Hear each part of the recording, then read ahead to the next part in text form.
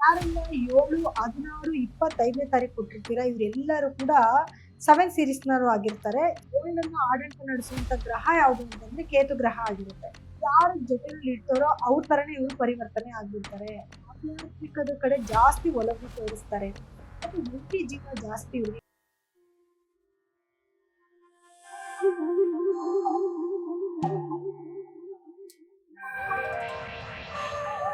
ನಮಸ್ಕಾರ ಎಲ್ಲರಿಗೂ. ನಾನು ನಿಮ್ಮ ವಿಭಾ ಶೆಟ್ಟಿ. ಇವತ್ತಿನ ವಿಶೇಷವಾದ ಕಾರ್ಯಕ್ರಮಕ್ಕೆ ತಮಗೆಲ್ಲರಿಗೂ ಸ್ವಾಗತ.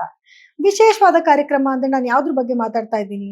ನೋಡಿ, ಪ್ರತಿಯೊಬ್ಬ ಮನುಷ್ಯನಿಗೂ ಕೂಡ ಇವಾಗ ಒಂದು ಸಮಯ ಅನ್ನೋದು ನಿಗದಿ ಆಗಿರುತ್ತೆ. ಒಬ್ಬ ಮನುಷ್ಯ ಹುಟ್ಟಿದ ದಿನಾಂಕ ನಮ್ಗೆ ತುಂಬಾ ಇಂಪಾರ್ಟೆಂಟು, ಹುಟ್ಟಿದ ಸಮಯ ಕೂಡ ತುಂಬಾ ಇಂಪಾರ್ಟೆಂಟು. ನಾವೆಲ್ಲೇ ಹೋಗ್ಬೇಕು ಅಂತಂದಾಗೂ ಕೂಡ ನಾವು ಎಷ್ಟು ಗಂಟೆಗೆ ಹೋಗ್ಬೇಕು, ಎಷ್ಟು ಗಂಟೆಗೆ ಮನೆಗೆ ವಾಪಸ್ ಬರ್ತೀವಿ, ಪ್ರತಿಯೊಂದನ್ನು ಕೂಡ ನಾವು ಫಾಲೋ ಅಪ್ ಮಾಡ್ತೀವಿ.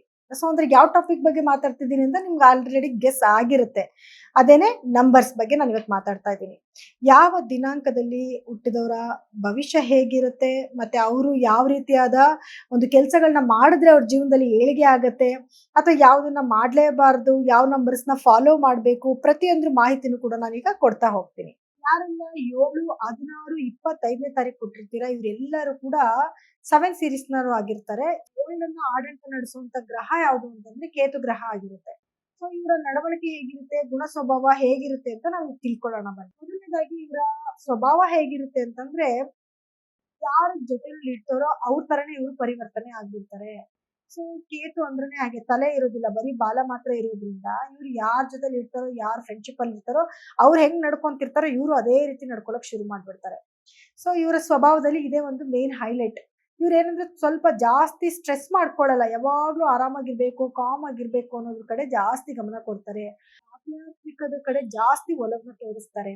ಜೊತೆಗೆ ಇವರು ಮೆಡಿಟೇಷನ್ ಮಾಡ್ಬೇಕು, ಯೋಗ ಮಾಡ್ಬೇಕು, ಬಾಡಿ ಫಿಟ್ ಆಗಿ ಇಟ್ಕೋಬೇಕು. ಇದೆಲ್ಲನೂ ಕೂಡ ಇವರಿಗೆ ತುಂಬಾ ಚೆನ್ನಾಗಿ ಆಗ್ ಬರುವಂತದ್ದು. ಮತ್ತೆ ಇವ್ರು ಯಾವಾಗ್ಲೂ ಅದ್ರ ಕಡೆ ಜಾಸ್ತಿ ಯೋಚನೆನೂ ಕೂಡ ಮಾಡ್ತಾ ಇರ್ತಾರೆ. ಮತ್ತೆ ವೃತ್ತಿ ಜೀವನ ಜಾಸ್ತಿ ಇವ್ರಿಗೆ. ಫ್ಯಾಮಿಲಿನಲ್ಲಿ ಸ್ವಲ್ಪ ಪ್ರಾಬ್ಲಮ್ಸ್ ಕೂಡ ಜಾಸ್ತಿ ಆಗ್ತಾ ಇರುತ್ತೆ. ಯಾವಾಗ್ಲೂ ಕೂಡ ಇವ್ರಿಗೆ ಮ್ಯಾರೇಜ್ ಲೈಫ್ ಅಲ್ಲಿ ಇವ್ರ ಅಂತ ಒಂದು ಹ್ಯಾಪಿನೆಸ್‌ನವರು ನೋಡೋಕ್ ಆಗೋದಿಲ್ಲ. ಜೊತೆಗೆ ಇವ್ರಿಗೆ ಕೆಲಸದಿಂದ ದುಡ್ಡು ಮಾಡ್ತಾರೆ, ಚೆನ್ನಾಗಿ ಕೆಲಸ ಮಾಡ್ತಾರೆ, ಅಷ್ಟೇ ದುಡ್ಡು ಕೂಡ ಇವರು ಸಂಪಾದನೆ ಮಾಡ್ಕೊಂಡು ಹೋಗ್ತಾ ಇರ್ತಾರೆ. ಮತ್ತೆ ಸ್ವಲ್ಪ ಸೀಕ್ರೆಟ್ ಜಾಸ್ತಿ, ಇವರಲ್ಲಿ ತುಂಬಾನೇ ಸೀಕ್ರೆಟ್ಸ್ ಅಡಗಿರುತ್ತೆ. ಸುಲಭವಾಗಿ ಇವ್ರ ಮನಸೊಳಗಡೆ ಇರುವಂತ ಭಾವನೆಗಳಾಗಿರ್ಬೋದು, ಯಾವುದೋ ವಿಚಾರಗಳಾಗಿರ್ಬೋದು ಒಬ್ರ ಹತ್ರ ಬಾಯಿ ಬಿಡಲ್ಲ ಅಂತ ಒಂದು ವ್ಯಕ್ತಿತ್ವ ಆಗಿರ್ತಾರೆ. ನೇರವಾಗಿ ಮಾತಾಡ್ತಾರೆ, ಆದ್ರೆ ಸೀಕ್ರೆಟ್ಸ್ ನ ಮೇಂಟೈನ್ ಮಾಡೋದು ಮಾಡೇ ಮಾಡ್ತಾರೆ. ಇನ್ನ ಹೆಲ್ತ್ ಪ್ರಾಬ್ಲಮ್, ಯಾವ ರೀತಿಯಾದ ಹೆಲ್ತ್ ಪ್ರಾಬ್ಲಮ್ಸ್ ಇವ್ರಿಗೆ ಬರ್ಬೋದು ಅಂತ ನೋಡಿದ್ರೆ, ಸ್ವಲ್ಪ ಇವ್ರಿಗೆ ಕೋಲ್ಡ್ ಕಾಫ್ ಆಗುವಂಥದ್ದು, ಲಂಗ್ಸ್ ನಲ್ಲಿ ಪ್ರಾಬ್ಲಮ್ಸ್ ಬರುವಂಥದ್ದು, ಸ್ಕಿನ್ ಪ್ರಾಬ್ಲಮ್ಸ್ ಬರುವಂಥದ್ದು, ಮತ್ತೆ ಗುಪ್ತಾಂಗಗಳಲ್ಲಿ ಕಾಯಿಲೆ ಬರುವಂತ ಸಾಧ್ಯತೆಗಳು ಜಾಸ್ತಿ ಇರುತ್ತೆ. ಇನ್ನ ಇವರಲ್ಲಿರುವಂತ ನೆಗೆಟಿವ್ ಪಾಯಿಂಟ್ಸ್ ಯಾವ್ದ್ಯಾವ್ದು ಅಂತ ನೋಡಕ್ ಬಂದ್ರೆ, ಮೂಡ್ ಸ್ವಿಂಗ್ ಆಗೋಗ್ತಾರೆ. ಒಂದ್ ಸತಿ ಇದ್ದಂಗೆ ಇನ್ನೊಂದ್ ಸತಿ ಇವ್ರ ಮೂಡ್ ಇರಲ್ಲ. ಯಾವಾಗ ಬೇಕಾದ್ರೂ ಅವ್ರ ಮೈಂಡ್ ಚೇಂಜ್ ಆಗ್ಬೋದು. ಯಾವಾಗ ಚೆನ್ನಾಗಿರ್ತಾರೆ ಅಂತಾನೆ ಅರ್ಥ ಮಾಡ್ಕೊಳಕ್ ಆಗಲ್ಲ ಅವ್ರನ್ನ. ಯಾವಾಗ ಯಾವ್ದನ್ನು ಡಿಸಿಷನ್ ತಗೊಳಲ್ಲ. ಅವ್ರ ಜೊತೆಲಿ ಯಾರಾದ್ರೂ ಇನ್ನೊಬ್ರು ಇರ್ತಾರೆ, ಅವ್ರ ಅಡ್ವೈಸ್ ಏನ್ ಮಾಡ್ತಾರೆ ಆ ಡಿಸಿಷನ್ ಇವ್ರು ತಗೊಳಕ್ ಶುರು ಮಾಡ್ತಾರೆ.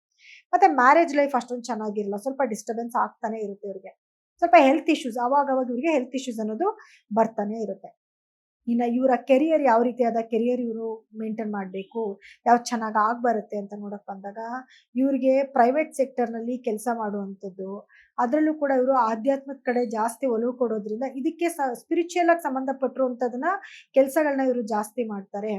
ಆಮೇಲೆ ಇವರು ವಾಟರ್ ರಿಲೇಟೆಡ್ ಬಿಸ್ನೆಸ್ ಮಾಡುವಂಥದ್ದು, ಮತ್ತೆ ಮ್ಯೂಸಿಕ್ ನಲ್ಲಿ ತುಂಬಾ ಇಂಟ್ರೆಸ್ಟ್ ಇರುತ್ತೆ, ಮ್ಯೂಸಿಕ್ ರಿಲೇಟೆಡ್ ವರ್ಕ್ ಮಾಡುವಂಥದ್ದು, ಮತ್ತೆ ಅಸ್ಟ್ರಾಲಜಿಗೆ ಸಂಬಂಧಪಟ್ಟಿರುವಂತ ಕೆಲಸ ಮಾಡುವಂಥದ್ದು, ಇದೆಲ್ಲಾನು ಕೂಡ ಇವರಿಗೆ ಚೆನ್ನಾಗಿ ಆಗ್ ಬರುವಂತ ಕೆಲಸಗಳು. ಇನ್ನ ಸ್ಟಡೀಸ್, ಯಾವ ರೀತಿಯಾದ ಸ್ಟಡೀಸ್ ಮಾಡ್ಕೋಬೇಕು ಅಂತ ನೋಡಕ್ ಬಂದಾಗ, ಕೆಮಿಸ್ಟ್ ಆಗಿರ್ಬೋದು, ಬಿ.ಎಡ್ ಆಗಿರ್ಬೋದು, ಅಥವಾ ಮಾರ್ಕೆಟಿಂಗ್ ಫೀಲ್ಡ್ ಅಲ್ಲಿ ಆಗಿರ್ಬೋದು, ಇವ್ರಿಗೆ ತುಂಬಾ ಚೆನ್ನಾಗಿ ಇದಕ್ಕೆ ಸಂಬಂಧಪಟ್ಟಿರೋ ಎಜುಕೇಶನ್‌ಗಳು ಮಾಡ್ಕೊಂಡ್ರೆ ಇವ್ರಿಗೆ ತುಂಬಾ ಚೆನ್ನಾಗಿ ಆಗ್ ಬರುತ್ತೆ. ಜೊತೆಗೆ ಇವ್ರಿಗೆ ಮೆಡಿಕಲ್ ಲೈನ್ ಕೂಡನು ತುಂಬಾ ಚೆನ್ನಾಗಿ ಆಗ್ ಬರುತ್ತೆ. ದೊಡ್ಡ ದೊಡ್ಡ ಸರ್ಜನ್‌ಗಳಾಗುವಂಥದ್ದು, ಅದಕ್ಕೆ ಸಂಬಂಧಪಟ್ಟಂತ ಸ್ಟಡೀಸ್ ಮಾಡ್ಕೊಳ್ಳುವಂಥದ್ದು, ಇದೆಲ್ಲವೂ ಕೂಡ ಇವ್ರಿಗೆ ತುಂಬಾ ಚೆನ್ನಾಗಿ, ಅಂದ್ರೆ ಬೋನ್ ಸ್ಪೆಷಲಿಸ್ಟ್ ಆಗಿರ್ಬೋದು, ಡೆಂಟಲ್ ಸ್ಪೆಷಲಿಸ್ಟ್ ಆಗಿರ್ಬೋದು, ಇದೆಲ್ಲನೂ ಕೂಡ ಇವ್ರಿಗೆ ತುಂಬಾ ಚೆನ್ನಾಗಿ ಆಗ್ ಬರುವಂತ ಎಜುಕೇಶನ್ ಆಗಿರುತ್ತೆ. ಇನ್ನ ಆಗ್ ಬರುವಂತ ನಂಬರ್‌ಗಳು ಯಾವ್ದು, ಆಗ್ ಬರ್ದಿರೋ ನಂಬರ್ ಯಾವ್ದು ಅಂತ ನೋಡಿದ್ರೆ, ಮೊದಲನೇದಾಗಿ ಇವ್ರಿಗೆ ತುಂಬಾ ಚೆನ್ನಾಗಿ ಆಗ್ ಬರೋ ನಂಬರು 1 ಸೀರೀಸ್ ಚೆನ್ನಾಗ್ ಆಗ್ ಬರುತ್ತೆ, 2 ಸೀರೀಸ್ ತುಂಬಾ ಚೆನ್ನಾಗ್ ಆಗ್ ಬರುತ್ತೆ, 3 ಸೀರೀಸ್ ತುಂಬಾ ಚೆನ್ನಾಗ್ ಆಗ್ ಬರುತ್ತೆ, ಅಂಡ್ 4 ಸೀರೀಸ್ ತುಂಬಾ ಚೆನ್ನಾಗ್ ಆಗ್ ಬರುತ್ತೆ. 4 ಇವ್ರಿಗೆ ಬೆಸ್ಟ್ ಲಕ್ಕಿ ನಂಬರ್ ಆಗಿರುತ್ತೆ. ಯಾಕಂದ್ರೆ ರಾಹು ಕೇತು ಸಂಬಂಧ ಅನ್ನೋದೇ ಆಗಿರುತ್ತಲ್ವಾ, ಅದಕ್ಕೋಸ್ಕರ 4 ಅಂದ್ರೇನೆ ರಾಹು.